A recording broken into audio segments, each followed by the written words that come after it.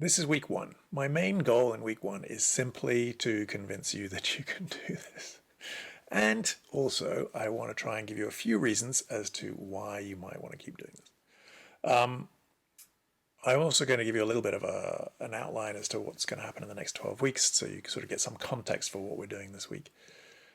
It turns out meditation is a surprisingly large subject. Even though it's just this very sort of small area of activity, there are literally hundreds of different techniques and probably thousands of different variations on techniques. We're not going to cover all of them, but we're going to cover a few over the 12 weeks. We're going to look at a range of different techniques and variations.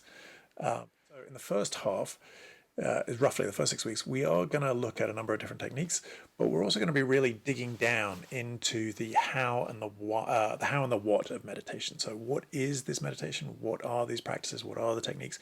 And really drilling down into how do you actually do meditation. So on the one hand, it is as simple as what we've said, which is that you pause, you stop, you breathe, you pay attention, and then when you get distracted, you bring your attention back. That's the foundation of it.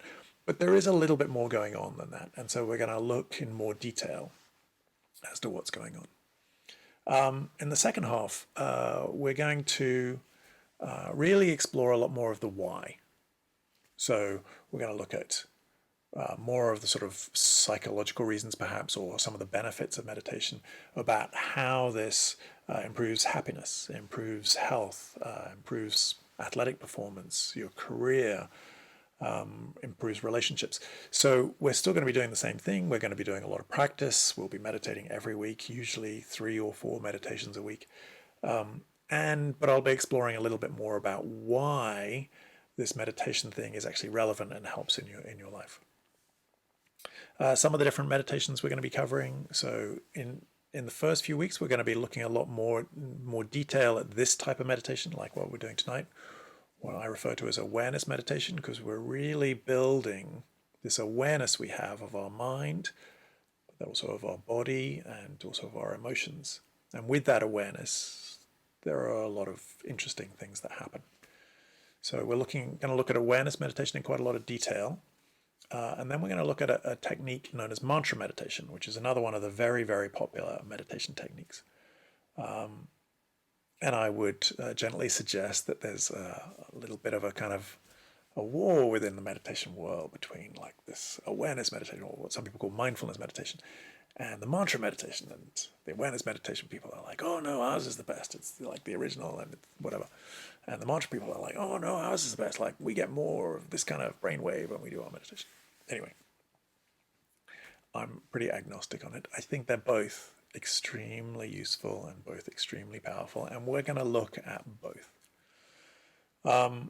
And then we're going to look at meditation, a couple of meditation techniques, what I would sort of say is more for the heart. So these are known as things like Lovingkindness meditation or compassion meditation. And one of the premises behind this type of meditation is that, we're all loving people. It's part of how we're built as human beings, is that you have this capacity for love, kindness, generosity, compassion. You have that, and you have that. But the premise is that actually this is really a skill. These things like love, compassion, kindness, generosity are skills, and we may not practice them perhaps as much as we might. And in these exercises, you're going to explore how you can actually train yourself to really uncover and cultivate these innate skills you already have and to bring them out more. You might say, oh, I don't want to be a big softie or something like that. And what I'd say is just to hold any judgment you have of these meditation techniques. I was very skeptical for a very long time about this stuff. I used to work on Wall Street. I didn't really feel like I had much time for compassion. I was like, oh, I'm glad people do that. That's probably nice. Probably makes the world a better place. But I didn't think it was for me. And then eventually, after years, I finally got it and I realized what's going on. And there's a lot more on offer here than you might think This is not some soft skill. It's actually kind of a hard skill. And one of the biggest things you're going to do is you're going to learn how to apply some of these skills of compassion, kindness, love, generosity towards yourself. And that voice that you have that is relentlessly telling you that you're not good enough, you're not clever enough, disciplined enough, successful enough, thin enough, funny enough, whatever is your enough that you're not. We're going to start to explore how you can start to apply these skills through meditation and start to soften some of that self-judgment that you have in a constructive way. And we're going to look at some other meditation techniques as well, some more esoteric things along the way. So we're going to learn a lot. I'm going to teach you a lot. But ultimately, my goal is not actually to leave you with a whole bunch of information. My goal is actually to help you discover a practice that you will take with you for the rest of your life and that you will do, hopefully, regularly, ideally every day, but hopefully regularly. Now, I don't want you to get guilty about this. I don't want you to feel bad if you don't meditate every day, if you miss a day or something like that. That's not your responsibility in this exercise. In this program, that's my responsibility. And we're going to look each week at slightly different ways in which you might be able to adopt this as a habit into your life. But that's on me. So don't worry too much about it. But that's ultimately what the goal is. And the goal is that over 90 days, you're going to learn this. You're going to develop these skills. You're going to really develop more skills in emotional balance and resilience. And so we're going to be doing this for 12 weeks, probably throw in a 13th week, just makes it 90 days. So 3 months. So in 3 months' time, if you can stick with this, and don't feel bad if you miss some days or you miss a week or whatever, that's fine.